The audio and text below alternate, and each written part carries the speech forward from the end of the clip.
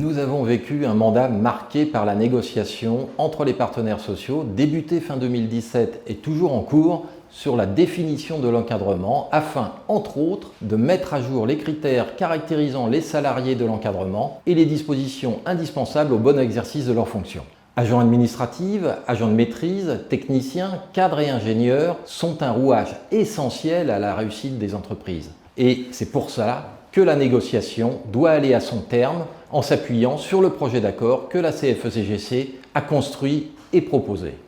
La crise des Gilets jaunes a également marqué ce mandat. La CFE-CGC a fait valoir ses nombreuses propositions pour remettre l'économie au service des Français en termes de salaire, de fiscalité des ménages et des entreprises, de partage de la valeur ajoutée, de gouvernance d'entreprise, de retraite, de logement, de transition écologique, le tout dans une logique d'ensemble cohérente.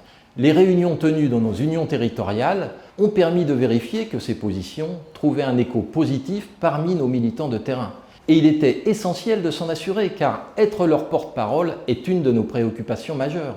Nous avons aussi participé activement aux consultations sur la loi Pacte. Notre action de lobbying et de proposition visait à améliorer la gouvernance d'entreprise, faire de l'entreprise un bien commun et lutter contre la financiarisation excessive qui mine notre économie et pénalise fortement l'emploi. Pour moi, cette loi rate ses objectifs. Je relève néanmoins une avancée à laquelle nous avons fortement contribué, même si elle reste mineure. Il s'agit de la présence d'un deuxième administrateur salarié dans les conseils d'administration de moins de 8 personnes. Du côté Action Militant, nous restons très engagés sur les thèmes du numérique. En juillet 2018, nous avons présenté la charte éthique et numérique RH, coproduite avec le Lab RH, dont l'adoption est un moyen de conformité au Règlement général sur la protection des données personnelles, le RGPD, entré en vigueur, comme vous le savez, en mai 2018. Nous avons mis à disposition de nos militants un kit complet de déploiement de cette charte.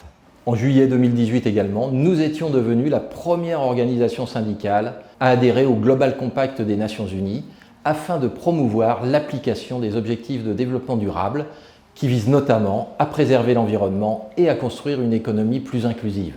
La transition énergétique, qui fait partie de ces objectifs de développement durable, est aussi un levier essentiel de soutien et de développement de l'industrie en France.